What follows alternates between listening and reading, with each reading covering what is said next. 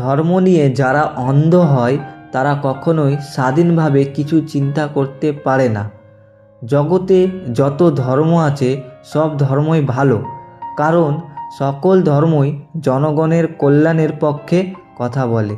ধর্ম নিয়ে সমাজে যারা কন্দল করে বেড়ায়, সত্যি কথা বলতে তারা ধর্মের মর্ম জানে না।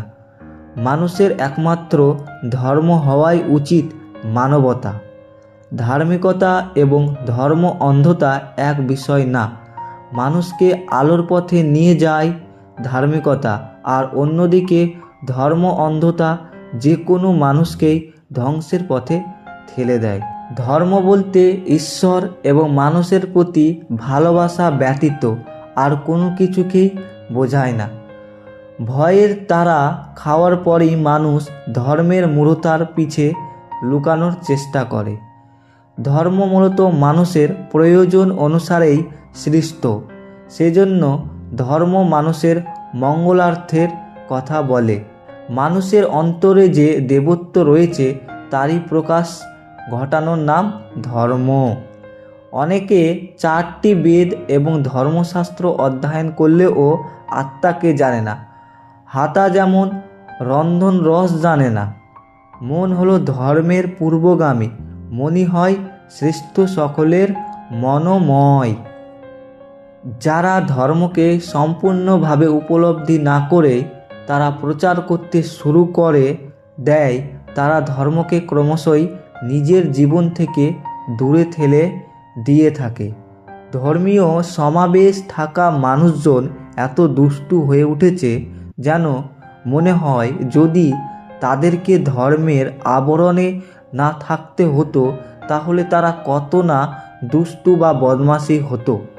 যেসব স্থানে ধর্ম রাজনীতির হাতিয়ার হয়ে ওঠে সেখান থেকে শান্তি দৌড়ে পালায়। আমাদের চিত্তকে মিথ্যা কিছুর বিরুদ্ধে স্বাধীনভাবেই রাখা হলো ধর্ম। সন্ত্রাসবাদ সৃষ্টি করা কখনোই কোনো ধর্ম অধিকার নেই। ইসলাম ধর্ম সর্বদাই সাধারণ মানুষকে হত্যা করার বিষয়কে ঘৃণা করে, কিন্তু সমাজের কিছু ধর্ম অন্ধ ব্যক্তিগণ ধর্মের নামে গণহত্যা করে বেড়ায়।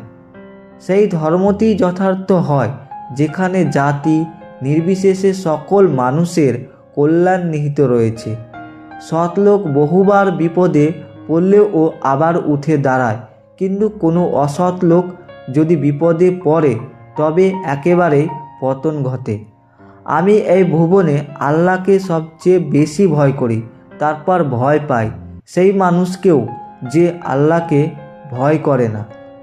যিনি অস্থির চিত্ত, যিনি সত্য ধর্ম অবগত নন, যার মানসিক প্রসন্নতা নেই, তিনি কখনো প্রাজ্ঞ হতে পারে না। ধর্ম অনুভূতির মধ্য দিয়েই মানুষ সহজাত প্রবৃত্তিগুলোকে লাভ করে, যেমন কোমলতা, গভীরতা, মধুরতা, ব্যাপকতা ও অন্তর্দৃষ্টি। মনুষ্যত্ব কোনো ধর্মহীন মানুষের জীবনে আসে না। সেজন্য পৃথিবীতে সুখ এবং শান্তি লাভের উদ্দেশ্য সফল করতে প্রত্যেক মানুষকেই ধর্মজ্ঞান লাভ করতে হবে।